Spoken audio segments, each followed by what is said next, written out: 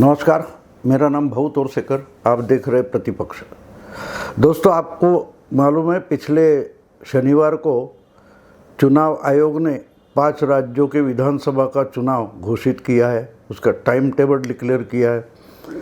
उसमें उत्तर प्रदेश में 7 दौर में वोटिंग होने वाला है और इसकी तैयारियां तो सब पार्टियां पहले से कर रही थी।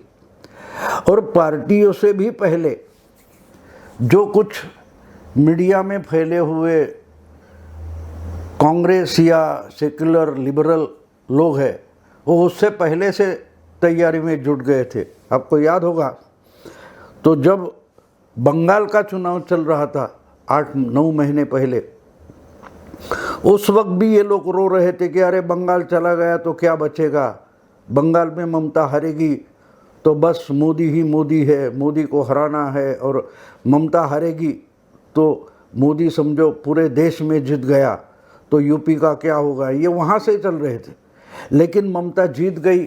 और वैसे तो बीजेपी हारी नहीं, क्योंकि बीजेपी ने 3 से 77 तक पड़ाव डाल दिया। तो वहाँ से निकलकर, बंगाल से निकलकर पिछले मई जून से ये लोग सब जो मीडिया में फैले हैं, बुद्धिजीवी है और जो मोदी को हराने के लिए पिछले 8 साल 10 साल से उत्सुक है, वो तो वहीं से यूपी पहुंच गए थे और तब से यूपी का चुनाव जारी हुआ था। हाँ, होगा कि नहीं इसका भरोसा नहीं था, लेकिन अब चुनाव आयोग ने ही उसकी घोषणा कर दी है। तो मान लो कि चुनाव होने वाला है, उसकी तारीखें आ गई है, वोटिंग कब होगा, किस दौर में होगा, कब काउंटिंग होगा, कब अर्जी उम्मीदवार नॉमिनेशन होगा, ये सब घोषित हुआ है। तो इस दरमियान पिछले 1-1.5 महीने से एक बड़ा कैंपेन चल रहा था कि जो पार्टी इस रेस में है ही नहीं और पिछले 30 साल से है नहीं,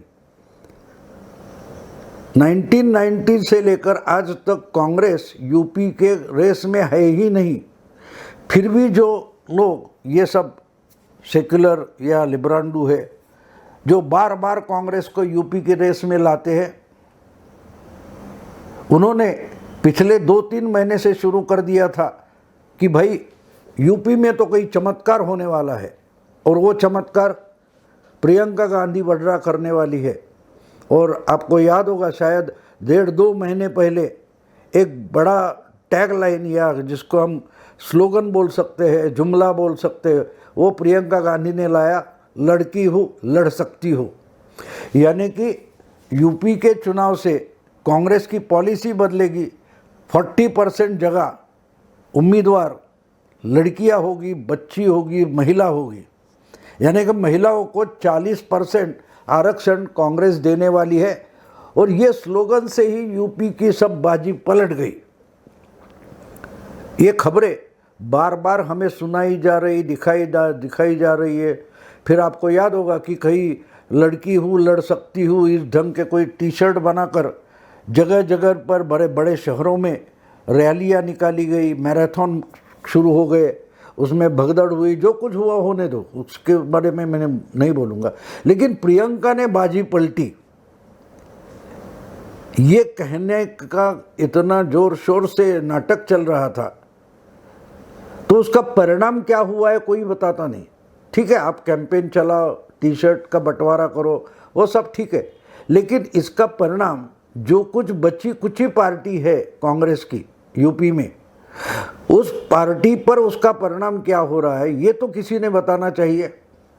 अब देखिए, मैं जब बोल रहा हूँ तो एक न्यूज़ यूट्यूब पर मैंने देखी कि प्रियंका ने बाजी पलटी, और आधे घंटे के बाद मैं उसी यूट्यूब पर दूसरे कई खबरों में देख रहा था कि एक कांग्रेस का बड़ा नेता खुलकर सामने आ गया पश्चिमी यूपी का, और उसने मानो कहा कि मैं लड़का हूँ और इसलिए कांग्रेस से नहीं लड़ सकता। समझे आप?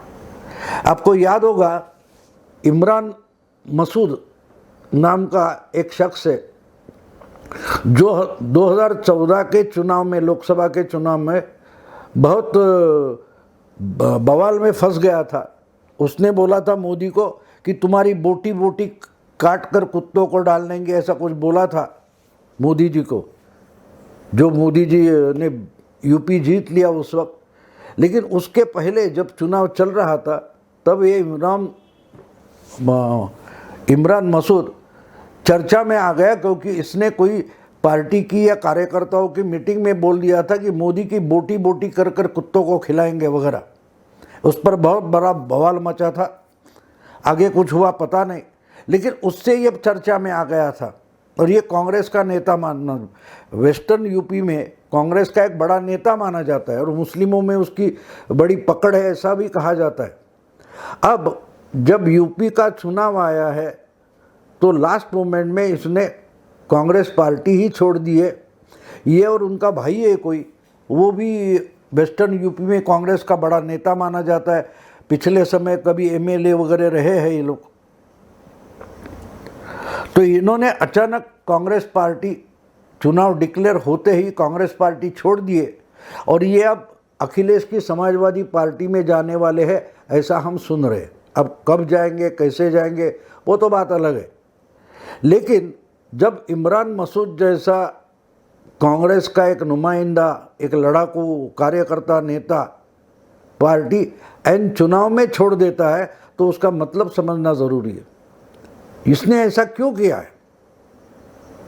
तो ये एक तरीके से प्रियंका गांधी को बोल रहा है आपकी बात सही है, पार्टी की जो पॉलिसी है उसमें अब मैं पार्टी में नहीं रह सकता, क्योंकि मैं तो लड़की हूँ नहीं।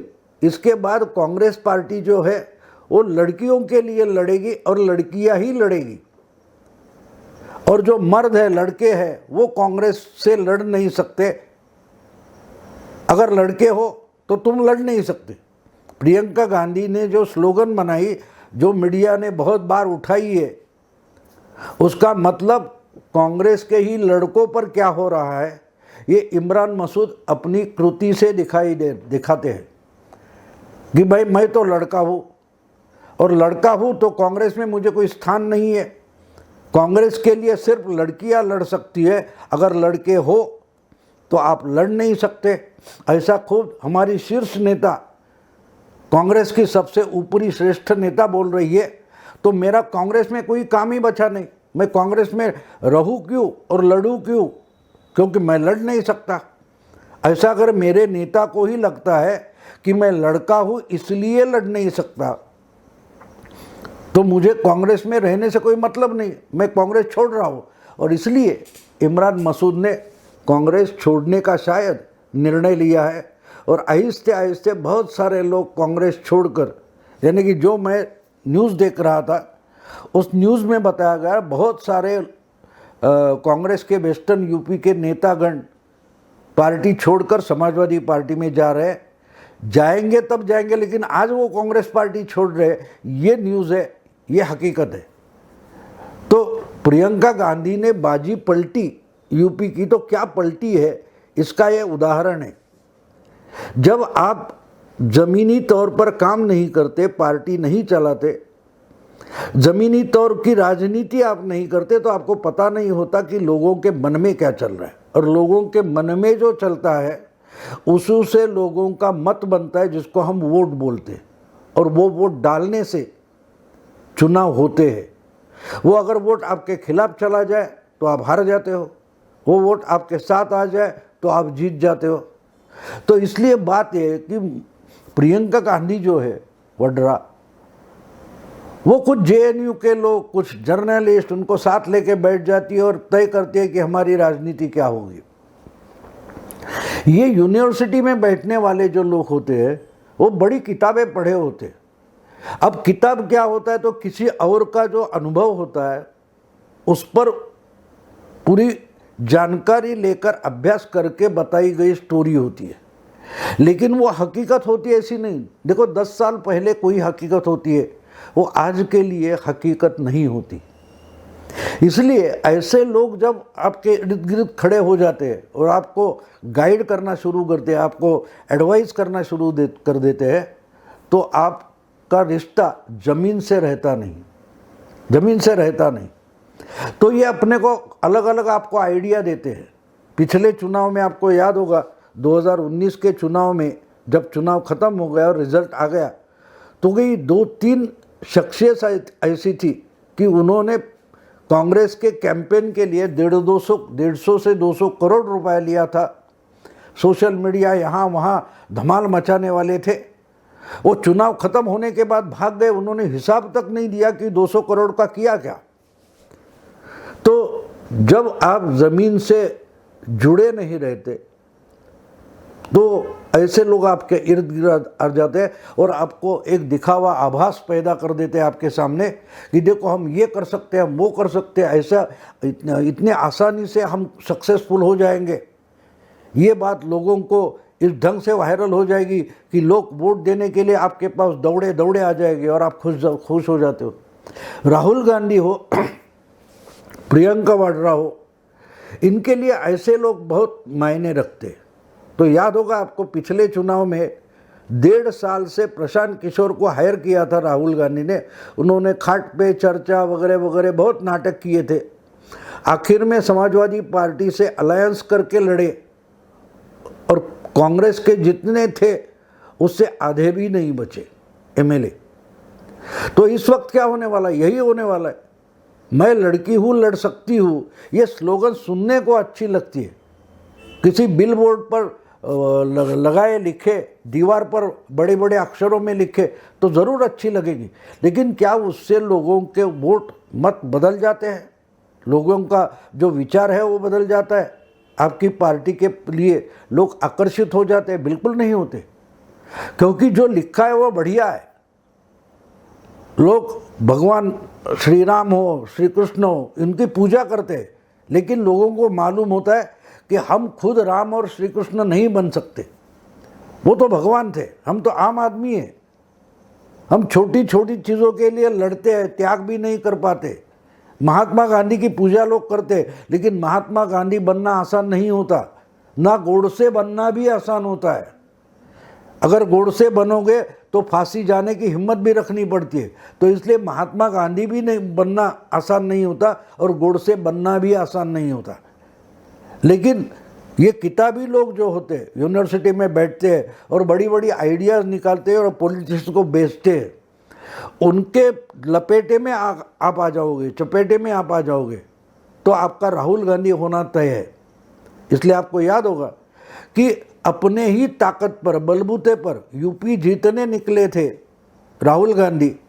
इनकी क्या हालत 2017 में हो गई। उन्होंने प्रशांत किशोर को बुलाया था, लेकिन कुछ फ़ायदा नहीं हुआ। जो कुछ जगह थी उसमें से आधे भी नहीं एमएलए बचे। समाजवादी पार्टी को साथ लेकर भी नहीं बचे।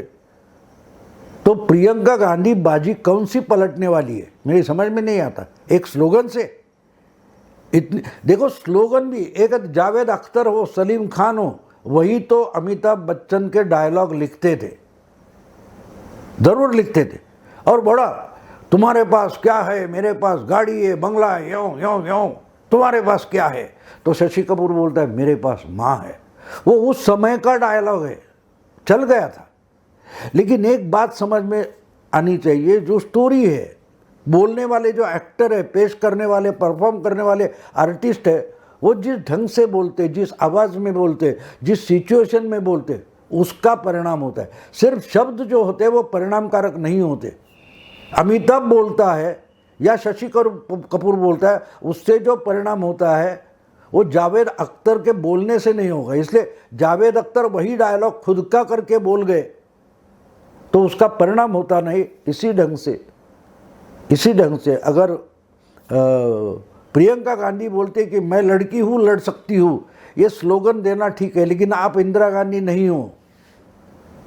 1980 में इंदिरा जी ने जनता पार्टी यानी जनता सरकार गिरने के बाद जो चुनाव लड़ा था, एक ही स्लोगन पर लड़ा था और जीता था। वो था गवर्नमेंट दैट वर्क्स, चलने वाली सरकार। बस एक लाइन पर दूसरी स्लोगन थी। ऐसे बहुत सारी स्लोगन थी, लेकिन वो 1 लाइनर या 2 लाइनर जो थे वो बोलने वाली इंदिरा जी थी, प्रियंका वाड्रा नहीं थी, सोनिया गांधी नहीं थी।